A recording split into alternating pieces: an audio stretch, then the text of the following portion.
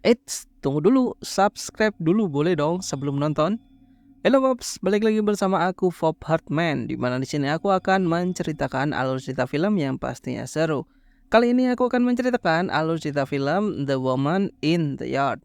Bayangkan tinggal di sebuah lingkungan yang terlihatnya tenang, tapi menyimpan rahasia kelam. Film The Woman in the Yard akan membawa kita ke dalam cerita penuh misteri, ketegangan, dan pengungkapan yang tak terduga. Ya, tak usah berlangsung lama-lama lagi, kita langsung simak saja ceritanya. Tapi tunggu dulu, jangan lupa pamit ke ibu kalian karena kalian akan menghilang selama 10 menit ke depan. Musik. You slept away the morning, the things that you would miss, like laughter from the kitchen, or a memory like this, that bukan mesa seres, bukan cinta. Aroma 100. Di awal film kita diperlihatkan seorang pria yang bercerita tentang dirinya yang bermimpi, sebuah mimpi seorang sepasang yang menginginkan rumah dan peternakan. Rumah itu telah selesai dibangun dan ditumbuhi oleh bunga iris yang sangat banyak. Kehidupan sangat indah, dia, istrinya, dan juga kedua anaknya. Itu merupakan sebuah video yang dibuat oleh David dan Ramona. Ramona selalu mengulang video tersebut hingga anaknya memanggil karena hari sudah pagi. Dan juga listriknya juga padam. Untuk alasan yang belum diketahui, kaki kanan Ramona mengalami cedera dan dia harus menggunakan alat bantu untuk berjalan.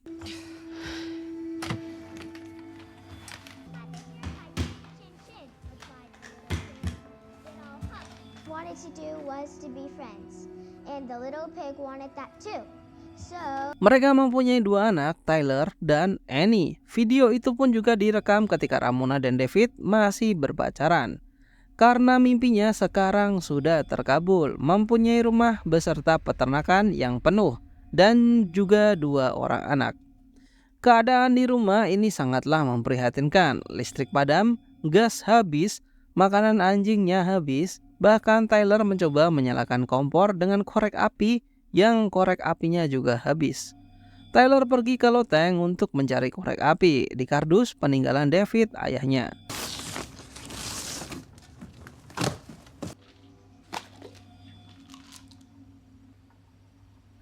Ramona akan menelepon kantor listrik, namun HP-nya low.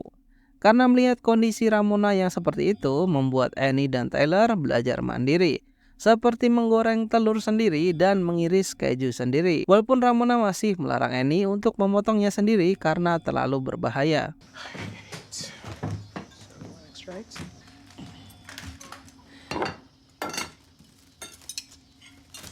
Sejak kepergian David, keadaan rumah menjadi memburuk.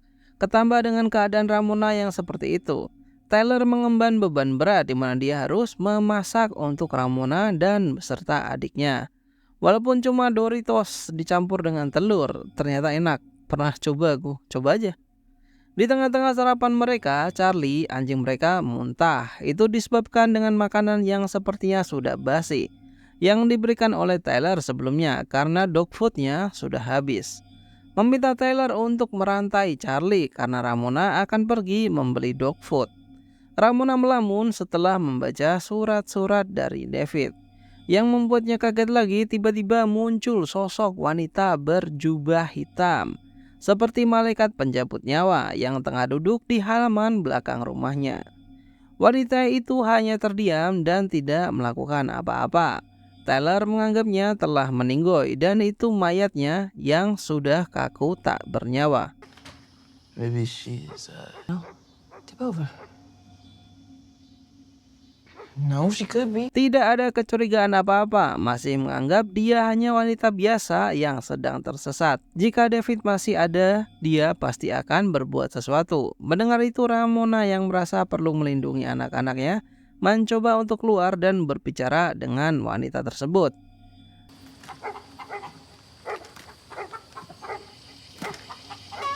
Dengan perlahan, Ramona menghampiri wanita berjubah itu, sementara Charlie terus saja menggonggong. Tyler menenangkan adiknya Annie karena dia sangat ketakutan. Semenjak kepergian ayahnya, Ramona tidak menjadi ibu yang baik atau tidak berperan sebagai ibu.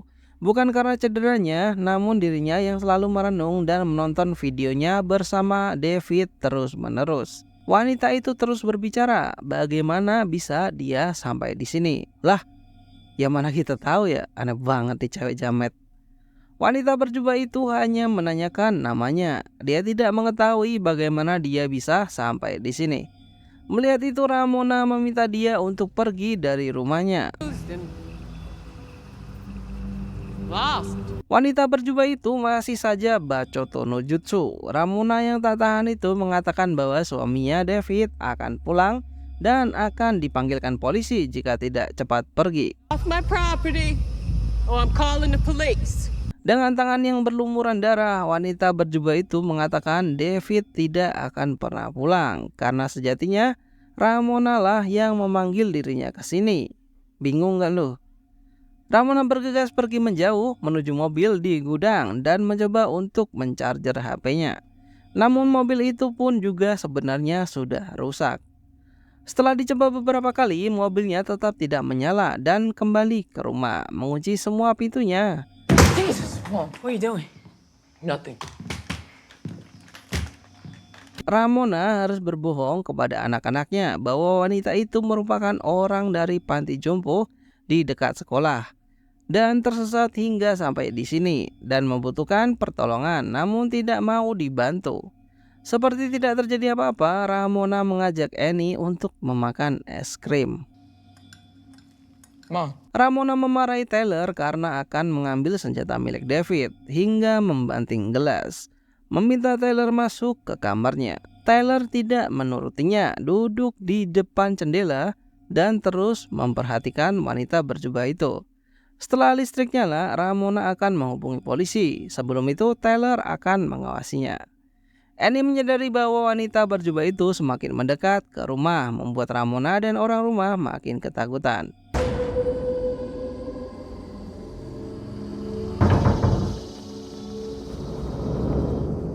Sementara mengawasi wanita jubah hitam itu agar mengisi kegabutan dengan menggambar dan mewarnai. it's the other way on the eye. Goes to the right.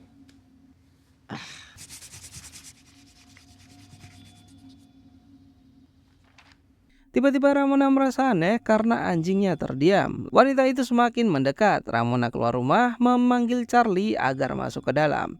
Tidak ada sautan dari Charlie, bahkan rantai yang mengikat Charlie juga putus. Charlie hilang entah kemana. Tyler terbangun dari tidurnya mendapatkan gambaran singkat wajah dari sang wanita berjubah hitam. Terlintas pemikiran rasional dari Tyler, kenapa tidak pergi ke rumah tetangga menggunakan mobil dan meminjam telepon agar wanita jubah hitam tersebut segera ditangkap oleh polisi. Ramona melarangnya. Pertama, Tyler masih kecil. Itu doang sih, nggak ada yang kedua. Walaupun dulu ayahnya David sering mengizinkannya untuk mengemudi, namun Ramona kali ini tidak mengizinkannya. Namanya juga film, kalau wanita jubah itu ditangkap, filmnya juga selesai dong.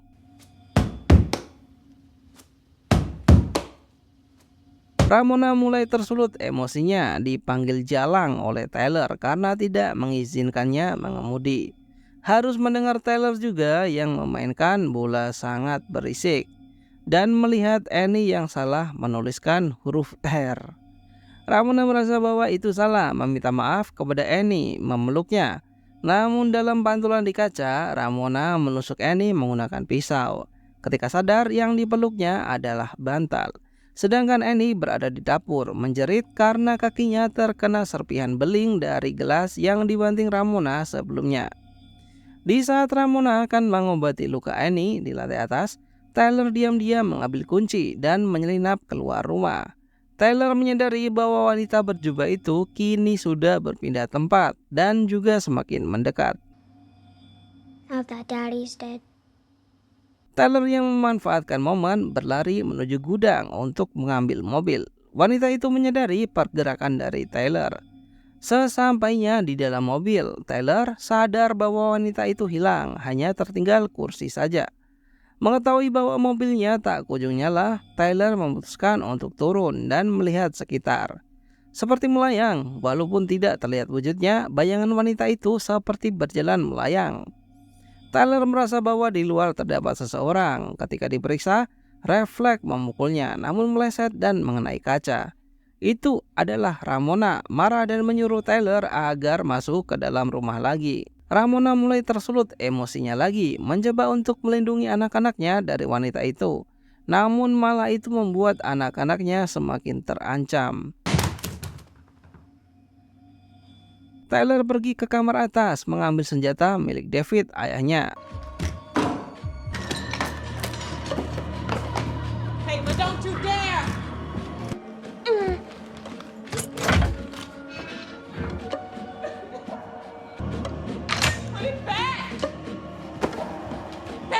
Meminta Annie untuk tetap berada di dalam rumah. Tyler pun keluar dengan senapan. Ayahnya meminta agar wanita itu cepat pergi dalam 10 detik atau dia akan menembaknya. Hari semakin gelap, bukannya pergi, wanita itu berdiri dan berjalan mendekati Tyler. Dalam hitungan yang mendekati 1, wanita itu membuka jubahnya dan kini terlihat jelas bagaimana wajahnya. Dengan bayangannya, wanita itu mampu menggerakkan apapun. Wanita itu mengatakan bahwa ketika tragedi kecelakaan ayahnya, ibunya Ramona menceritakan kepada anak-anaknya cerita yang berbeda dari fakta. Mother's been lying. Mendengar itu, Tyler masuk ke dalam meminta Annie untuk pergi ke ruang tamu.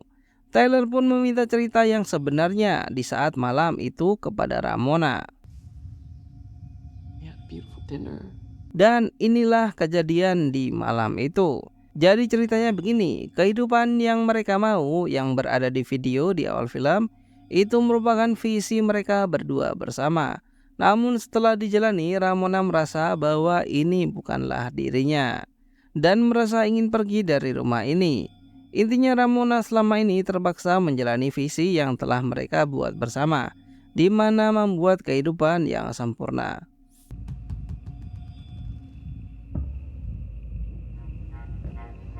Dalam perjalanan, tiba-tiba Ramona melihat sosok wanita berjubah hitam jalanan di belakangnya. Dan itu membuat fokus Ramona kabur yang akhirnya menabrak sebuah truk.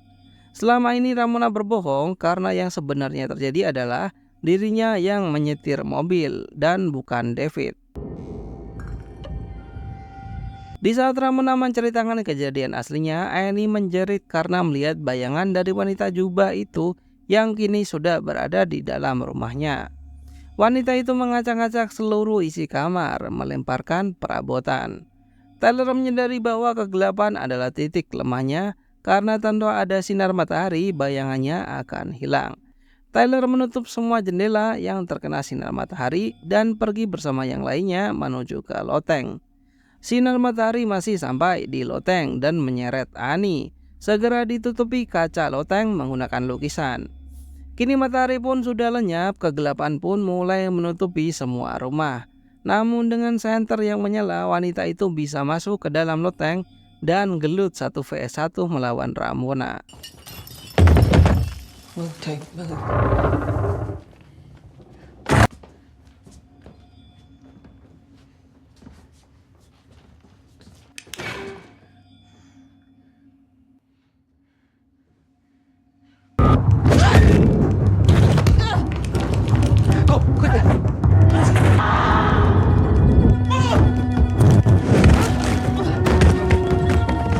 Wanita itu terkena pukulan telak tepat di wajah hingga membuat pipinya terluka.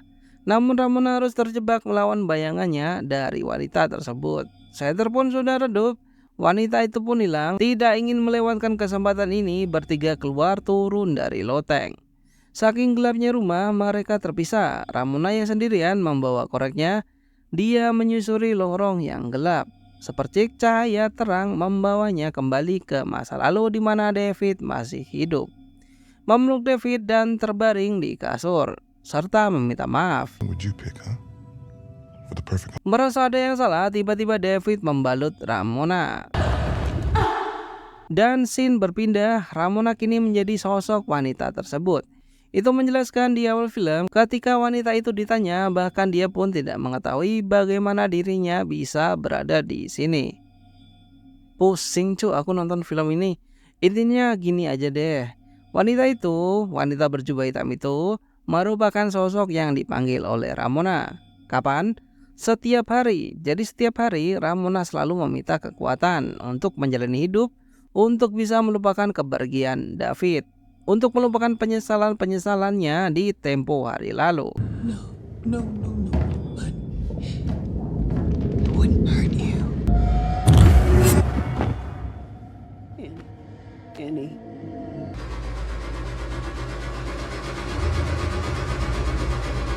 Wanita ini merupakan interpretasi dari kekuatan yang paling gelap dari Ramona, di mana dia ingin menyisakan satu peluru saja, di senjata milik David untuk digunakan bundir. Namun lambat laun Ramona sadar bahwa mereka mempunyai anak dan anak-anaknya membutuhkan ibu. Tetapi semuanya sudah terlambat karena sudut sisi gelapnya Ramona telah hadir. Wanita itu memberikan gambaran di mana jika Ramona bundir, anak-anaknya akan menjadi apa. Annie akan menjadi atlet pelari berbakat dan menikah. Tyler akan mempunyai anak dan menjadi seorang dokter yang hebat juga. Mendengar itu Ramona meminta Tyler untuk pergi bersama adiknya Annie ke tempat tetangganya yang tidak jauh dari sini. Mereka berdua akan aman berada di sana. Put this on. Everything's gonna be all right. You'll be close. It'll be a lot better. Okay, trust me. So go. Kini kedua anaknya telah pergi. Ramona dengan hasutan dari wanita itu duduk di kursi dan mengarahkan moncong senjata ke dagunya, bersiap untuk menembak. Tapi karena Ramona masih ingin hidup, masih ingin makan seblak kesukaannya, meninggalkan niatnya untuk bundir dan menunggu kedua anaknya kembali. Wanita itu tidak akan datang kembali untuk hari ini. Namun ketika dia datang lagi, maka dia sudah siap dan film pun selesai. Anaknya sudah kembali dari rumah tetangganya untuk menelepon tukang listrik. Listrik pun sudah menyala dan Tyler pun bisa bermain Dota 2 lagi. Film ini menghadirkan atmosfer yang intens dengan penggunaan pencahayaan dan framing yang efektif untuk menciptakan ketegangan. Namun beberapa bagian mungkin masih terlalu lambat yang dapat membuat penonton kehilangan fokus. Dialog yang terlalu klise atau tidak natural dapat mengurangi kualitas film meskipun ceritanya menarik. Ya, terima kasih buat kalian yang sudah menonton video ini hingga selesai. Jangan lupa subscribe, jangan lupa bahagia, dan thank you.